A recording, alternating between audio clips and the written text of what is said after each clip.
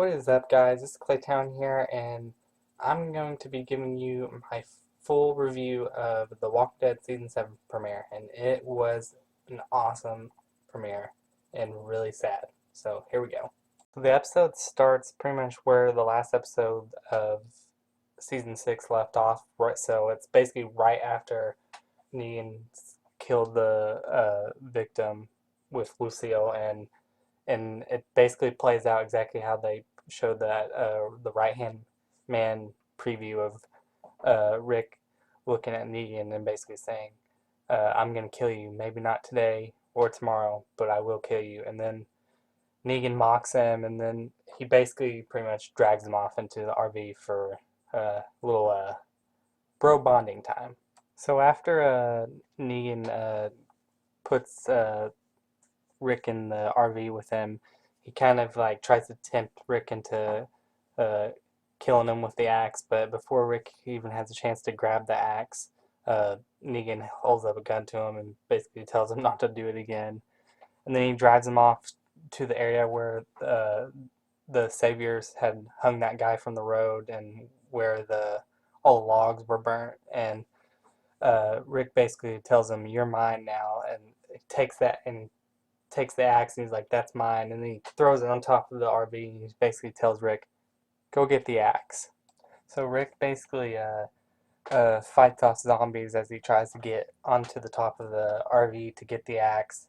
And as he's doing this, he's hallucinating and imagining all the different victims of Lucille, the possible victims, as Negan basically tells him, imagine what could have happened, what did happen, what could still happen. And so Rick is imagining all the victims or possible victims, and at this point you still don't really know who the actual victims are, and it's really crazy because it's like going in and out as he's fighting the zombies. He's still imagining the possible victims. So as Rick is lying on top of the RV, he thinks back to before the Lucille victim is killed by Negan, and it starts back to where Negan's basically like, "I have an idea," and he starts doing the eeny, meeny, miny, mo, and it pretty much plays out how it did in the season 6 finale, except you see it from uh, Rick's view and Negan's view, and it basically he does it,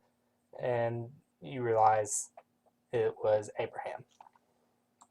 This is where it gets pretty graphic, as basically Negan says what he did on the finale. He's like, if everybody moves, cut out the little boy's other eye and feed it to his father, and then we'll start. And then he, gets to it.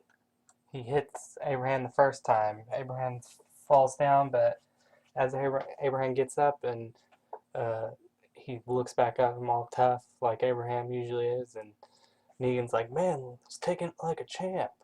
And as he's about to hit Abraham a second time, Abraham's like, "Suck my nuts," and then like a badass, like pretty much what Abraham would do. And so then Negan just continues to hit him and hit him and hit him, and you see Rosita bawling her eyes out at one point, and then a little bit later, as you continue to see him smashing Abraham's head, you see Sasha crying, and it's pretty sad. And as sad as that was, it only gets worse from here, because afterwards, Negan mocks Rosita, and he tries to make her look at the bloody Lucille, and she kind of doesn't really want to. And Daryl's over there; he's pissed at Negan, and he has to be the idiot who acts all rash, and he jumps up and punches the Negan in the face, and everyone, all the other saviors grab him, pull him away, and Dwight comes over and he's like, "Do you want me to kill him?" And Negan's like, "No, no, no, no," and he puts him back in line, and he basically is like, "Hey, I told you the first one was free, but we don't put up with this shit." And he walks over to Daryl and Negan, or Daryl and Glenn and Michonne, that side of the group, and he's like, "But I don't want to make the wrong impression." And he turns around and he just smashes Glenn's head in. And this is when the episode just drops to a new level of sadness because you thought all the other survivors were scot free, but because Daryl acted rashly, someone else has got to pay. And so this is when the fanboy in me got all excited, yet super sad too because they were bringing the comic death to life. Turns out, like I said, and he smashed Glenn's head in, and Glenn looks horrible after the first hit, and Negan basically says his line from the comics. I can't remember exactly. And Glenn looks horrible and looks over to Maggie, and he's choking on himself, choking up and whatnot. And he basically is telling Maggie, "I'll find you," and kind of as if like because he knows he's gonna die, and he's basically I think in a way when I'm thinking about that, I'm like he's gonna find you in whatever afterlife they're believing in.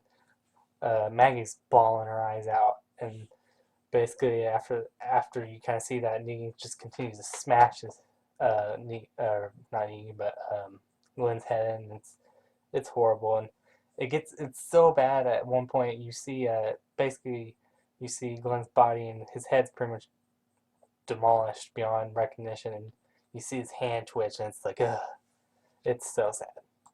So after that, Negan it goes back to the present time after Negan has basically let Rick back in the RV, and he drives him back to where all the Alexandrian survivors and the saviors are, and he's like, basically he's like, I still don't think you get it, and he pulls Carl over, and he basically it gets to intense. He's gonna ready to about to make Rick chop off Carl's left hand with the axe, and just before Rick's gonna do it, after Carl basically tells him, "Just do it, Dad," and Rick's bawling his eyes out. He can't.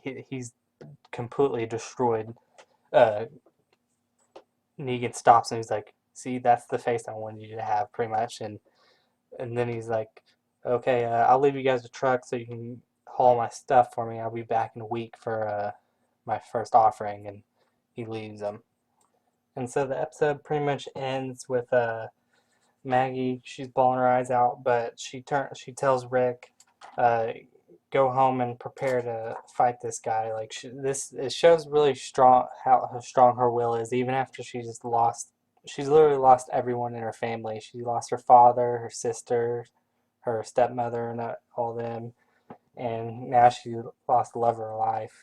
And even then, even though she's grieving clearly, she's tells Rick, "You need to prepare for war," pretty much. And at first he's reluctant, but she continues, and she's like, "Go, I'll go to the hilltop, and I'll take Glenn." But he insists that at least um, she let them help get Glenn and Abraham back in the back of the trucks, and Sasha offers that she'll get Maggie there to the hilltop. So they, I guess, are going to drive off to the hilltop.